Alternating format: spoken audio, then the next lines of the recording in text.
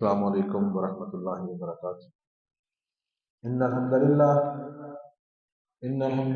نحمده ونستعینه ونستغفره ونعوذ باللہ من شرور انفسنا ومن سیئات اعمالنا، من يهده الله فلا مضل له ومن يضلل فلا هادي له، اشهد ان لا الہ الا اللہ واشهد ان محمدا رسول اللہ۔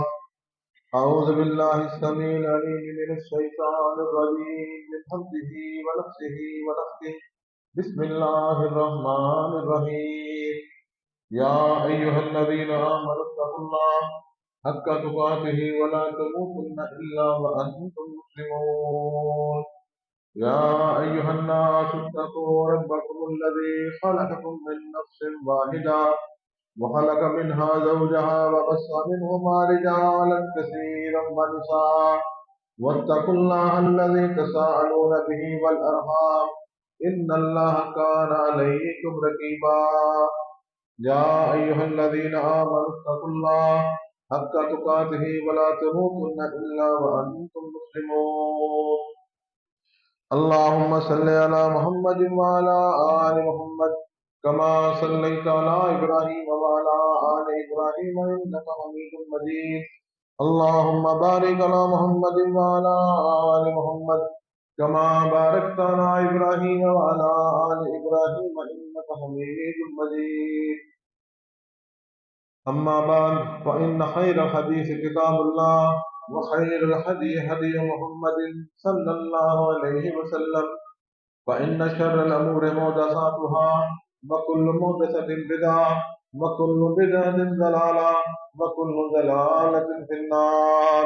رب اشرح لي صدري ويسر لي أمري واحلل عقدة من لساني يفقهوا قولي۔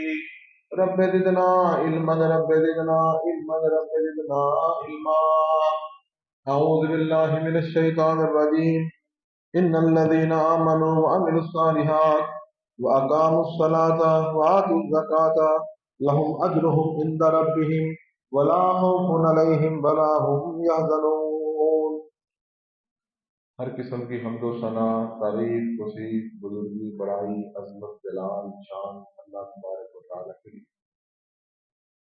ان گنت لاتعداد درود و سلام سرور کونین تاجدار مدینہ وادی بطحہ ساقی کوثر شاف محشر سید البشر سید الانبیاء حضرت محمد مصطفیٰ صلی اللہ علیہ وآلہ وسلم کی ذات اقدس و مطہر۔ حضرات، دین اسلام میں کلمہ توحید پڑھ لینے کے بعد ہمارے اوپر پہلی چیز جو فرض کی گئی ہے وہ نماز ہے۔ 5 وقت جماعت کے ساتھ نماز پڑھنا ہمارے اوپر فرض ہے۔ نماز کے بعد ایک اور ایسا بڑا فریضہ ہے جس کے بارے میں ہم لوگ اتنی شدت سے اس کا اہتمام نہیں کرتے۔ اگلے جمعے میں انشاءاللہ رمضان مبارک کے بارے میں تفصیلی بات کریں گے، لیکن رمضان سے پہلے آج جس موضوع پر میں بات کرنا چاہتا ہوں اس کا تعلق اسلام کے بنیادی ارکان میں سے، کہ جس طرح کلمہ توحید ہے، نماز فرض ہے، روزے فرض ہے، اسی طرح یہ رکن بھی فرض ہے اور بنیادی رکن ہے، لیکن اس کے بارے میں ہم اپنے گھروں میں بہت کم بات کریں۔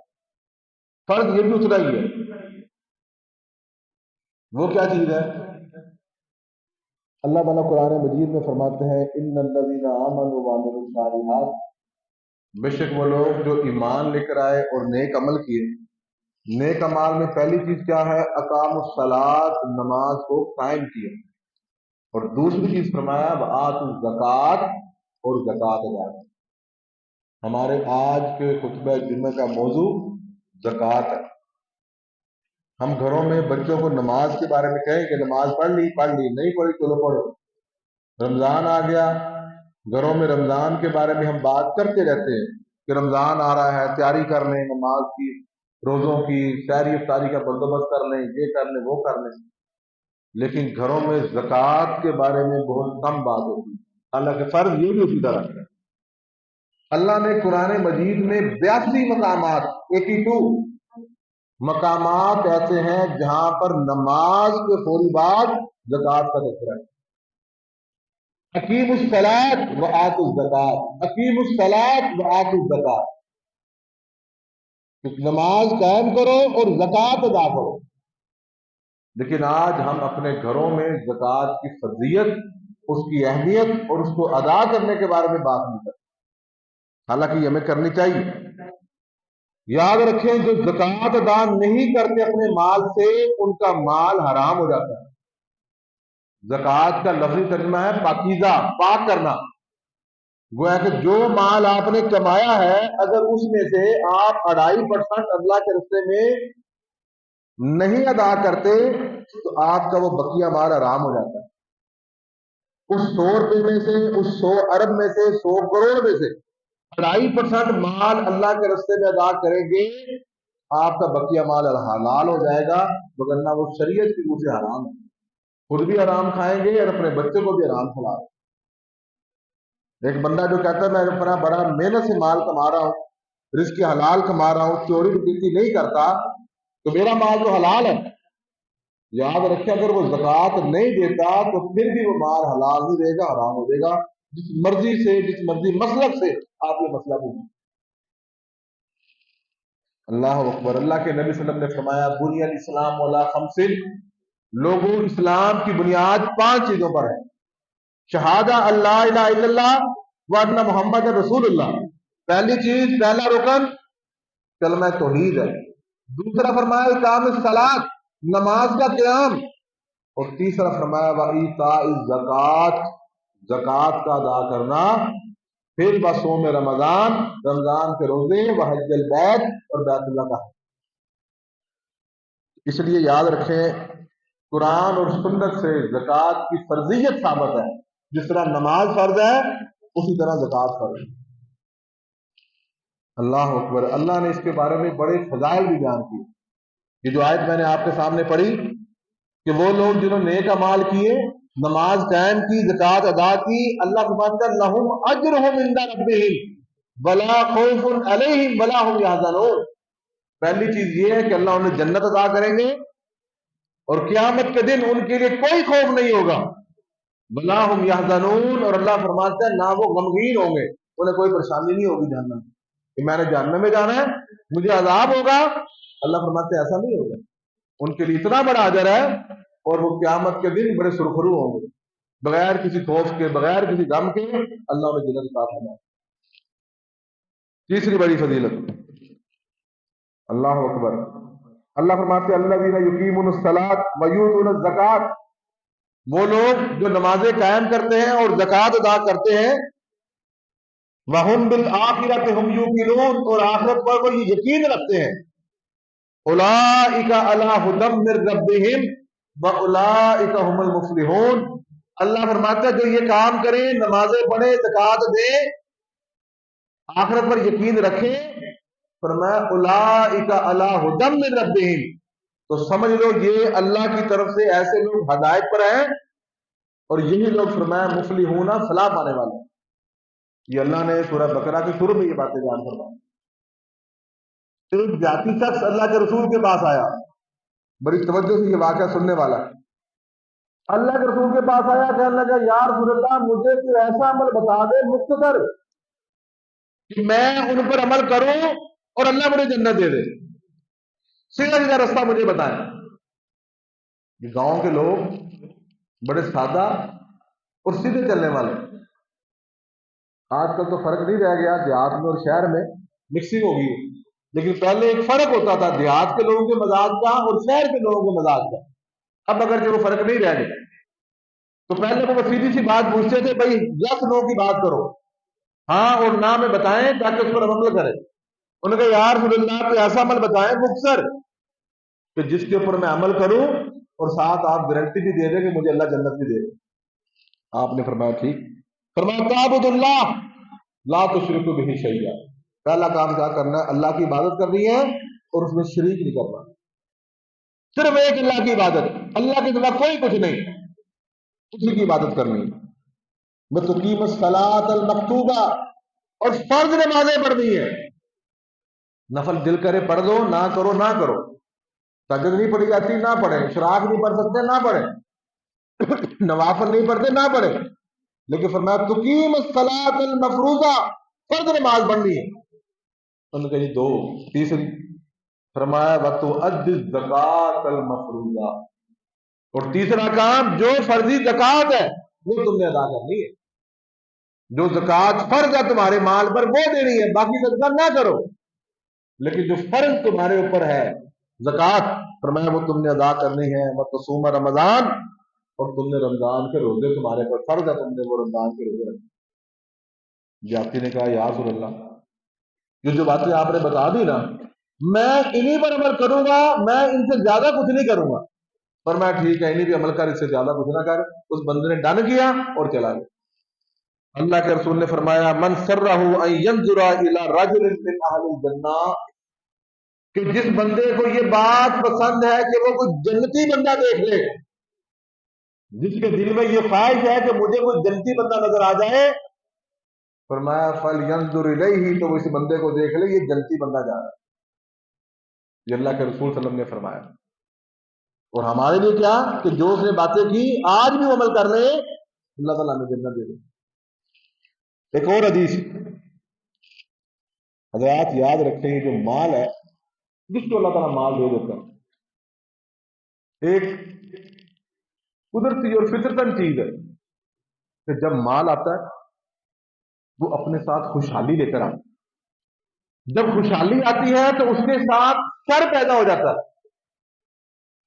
کہ آپ کو برائی کرنے والے لوگ اکثر صاحب مال نظر آئیں گے، غریب بندہ برائی کم کرتا ہے کیونکہ وسائل نہیں ہے اس کے پاس، نہ اس کے پاس بڑے موبائل ہے، نہ اس کے پاس ایل سی ڈی ہے، نہ شراب کے لیے پیسہ ہے، نہ عیاشی کے لیے پیسہ ہے۔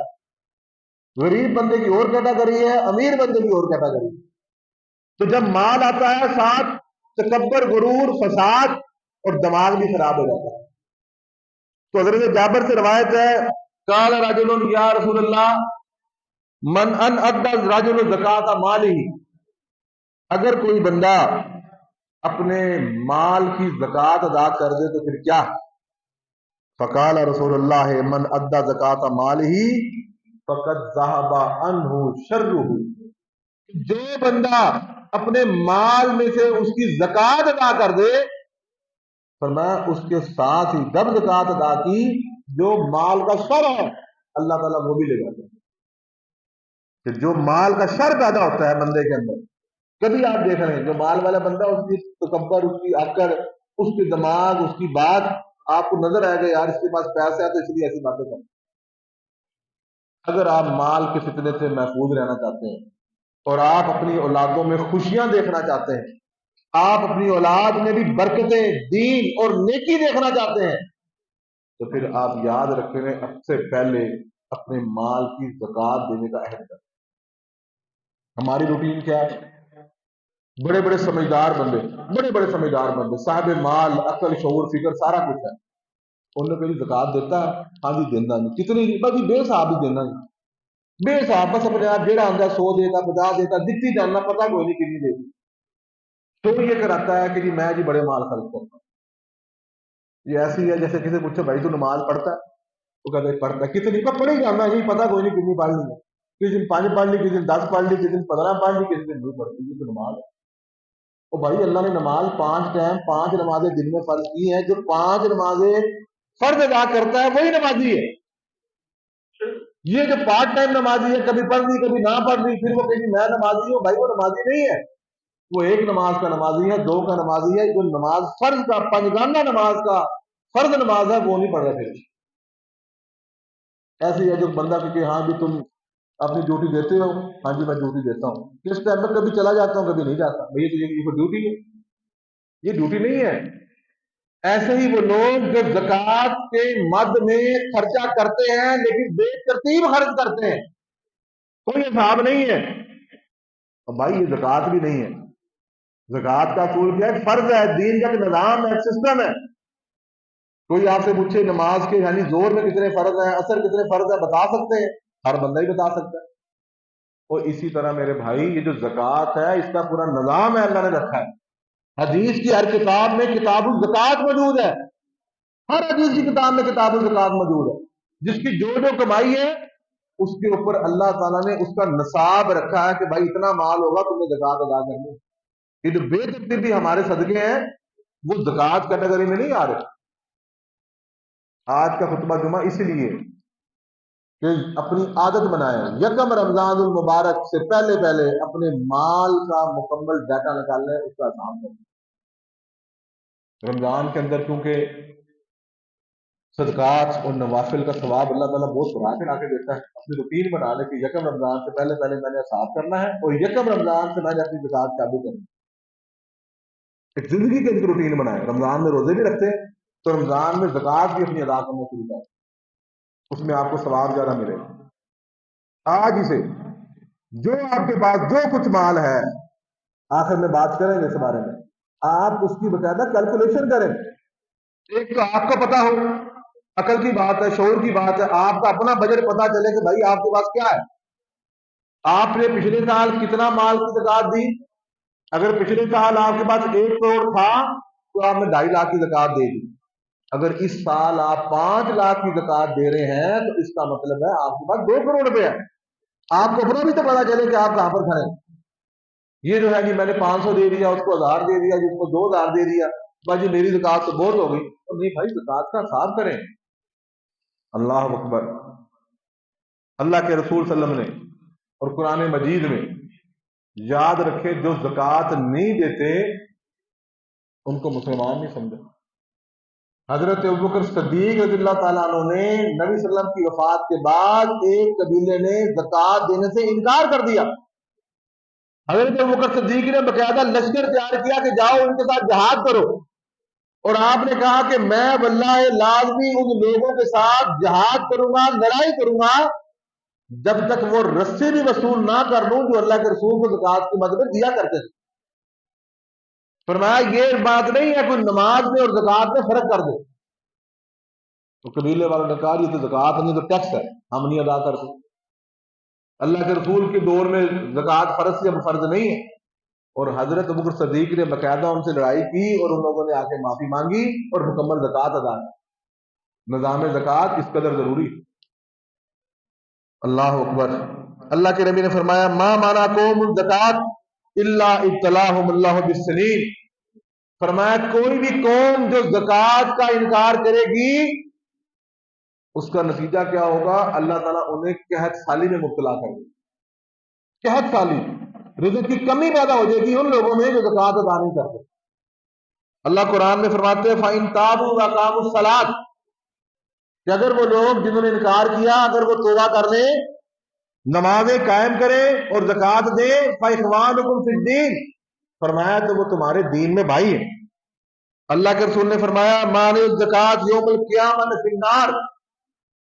فرمایا زکوٰۃ روکنے والا قیامت کے دن یاد رکھے آگ میں ہوگا، وہ جنت میں نہیں ہوگا. اللہ اکبر.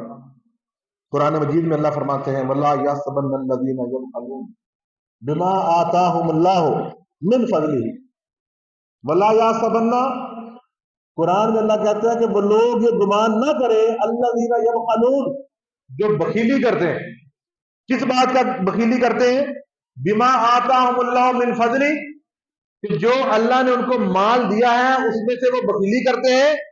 ہوا خیر لہم اور بخیل یہ سمجھتا ہے کہ جو مال مجھے اللہ نے دیا میں نے اس کو محفوظ رکھا ہوا ہے، میں زکوٰۃ ادا نہیں کرتا، میں زکوٰۃ نہیں دیتا تو میرا مال کم نہیں ہوتا.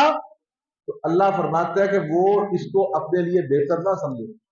بخیل لوگ مال بچا لیتے ہیں، خرچ نہیں کرتے، فرمایا وہ بہتری نہ سمجھے بل ہوا شر لہم. اللہ قرآن میں کہتا ہے بلکہ یہ ان کے لیے شر ہے. یہ جو مال بچائی بیٹھے ان کے لیے کیا ہے؟ یہ شر ہے. سیطوقون ما بخلوا به یوم القیامہ. اللہ کہتا ہے کہ ان قریب توق ان کے گلوں میں پہنائے جائیں گے. ان کے گلوں میں کیا پہنائے جائیں گے؟ توق پہنائے جائیں گے جو وہ بخیلی کرتے ہیں قیامت کے دن. بیٹا نہ کرو، شیشہ صاحب کو کرنا گڑی پاؤں میں بیٹھو. وَلِلَّهِ مِيرَاثُ السَّمَاوَاتِ، ساتھ اللہ نے فرمایا یہ مال ان کے لیے شر ہے. اور ساتھ اللہ تعالیٰ نے ایک بڑی وضاحت کر دی. خدا کی قسم بندہ سنے بندہ حیران ہو جاتا ہے. وَلِلَّهِ مِيرَاثُ السَّمَاوَاتِ وَالْأَرْضِ، کہ جتنے بھی تم لوگ اپنے آپ کو وارث سمجھ رہے ہو کہ میرے اتنے مربے ہو گئے، اتنے مکان ہو گئے، اتنے میرے پلازے ہو گئے، اتنی میری فیکٹریاں ہوگی، اللہ فرماتا ہے وَلِلَّهِ مِيرَاثُ السَّمَاوَاتِ وَالْأَرْضِ، زمینوں اور آسمانوں کی وراثت اس کا مالک صرف اللہ تعالیٰ کی ذات، صرف اللہ تعالیٰ کی ذات. آپ لوگ اب سمجھتے تو یہی ہے کہ میں مالک ہوں ان جگہوں کا. تو بھائی یہی جگہ تھی، آج سے 100 سال پہلے یہاں مالک کون تھا؟ 200 سال پہلے یہاں پر مالک کون تھا؟ 1000 سال پہلے مالک کون تھا؟ اور بھائی آپ کے مرنے کے بعد بھی پتہ نہیں آپ کی اولاد یہاں رہتی ہے کہ نہیں رہتی. مالک اصل میں کون ہے؟ وَلِلَّهِ. اللہ کہتا ہے میں مالک ہوں. جب مالک اللہ تعالیٰ ہے تو پھر ہم اللہ تعالیٰ کے راستے میں خرچ کرنے سے گھبراتے کیوں ہیں؟ واللہ بما تعملون خبیر. حدیث رسول ہے من آتاہ اللہ مالا فلم یؤدی زکات مالہ، بڑی سخت حدیث ہے. فرمایا جس بندے کو اللہ تعالیٰ مال دے دے اور وہ اپنے مال کی زکات ادا نہیں کرتا، مسر لہ یوم القیامہ، تو فرمایا قیامت کے دن کیا ہوگا؟ وہی اس کا مال ایک بڑا اسدحہ بنا دیا جائے گا، اور وہ اسدحہ، وہ سانپ اس کے گرد توپ بنا کے اس کو لپیٹ لے گا. اور ساتھ فرمایا پھر وہ کیا کرے گا؟ یاخذ بلحظمتیہ، اور وہی سانپ اپنے جبڑا کھول کے اس بندے کے جبڑوں کو پکڑ لے گا. اور ساتھ وہ پھر سانپ کہے گا انا مالک انا کنزک، اب تو ڈر رہا ہے، اب مجھ سے بھاگ رہا ہے، اور میں ہی تیرا مال ہوں جس کو تو بڑی محبت سے کماتا ہے، میں ہی وہ تیرا مال ہوں، وہ خزانہ ہوں جو تو بڑی چبا چبا کے رکھتا تھا. حضرات یہی مال جس کے اوپر آج ہم خوش ہو رہے ہیں. اللہ اکبر. حضرات یاد رکھیں، زکوٰۃ ادا کرنے کا تہیہ، نیت فرض عین سمجھ کے کرنا. زکوٰۃ کس مال پہ دینی ہے؟ جس کے پاس 7.5 تولے سونا ہے، جس کے پاس 7.5 تولے سونا ہے اور 1 سال ہو گیا اس کو، 1 جنوری سے 31 دسمبر تک کم از کم 7.5 تولے سونا جس کے پاس ہے اس کے اوپر زکوٰۃ فرض ہے. جس کے پاس 52.5 تولے چاندی 1 جنوری سے 31 دسمبر تک ہوگی، رمضان آنے والا ہے، پچھلے رمضان سے لے کے اس رمضان تک جس کے پاس سال ہو گیا 52.5 تولے چاندی ہو اس پر زکوٰۃ فرض. تیسری اور اہم چیز، جس کے پاس کاروبار، بزنس، تجارت ہے، جس کے پاس بزنس ہے تو 52.5 تولے چاندی کے بقدر جس کے پاس مال ہے اس کے اوپر زکوٰۃ فرض ہوگی.